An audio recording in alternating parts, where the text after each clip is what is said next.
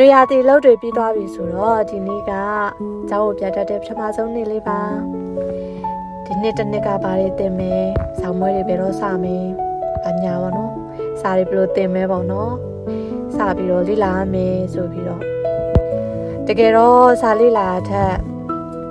သူရှိရဲ့ခံဝန်သွားပြီးလိုက်လေတာလဲပိုစင်ပြေပါရဲ့လေနော်စာတတိချာချာလို့ဖို့မှာကြားနေရပါ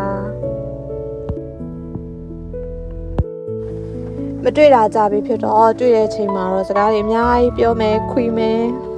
ရီမယ်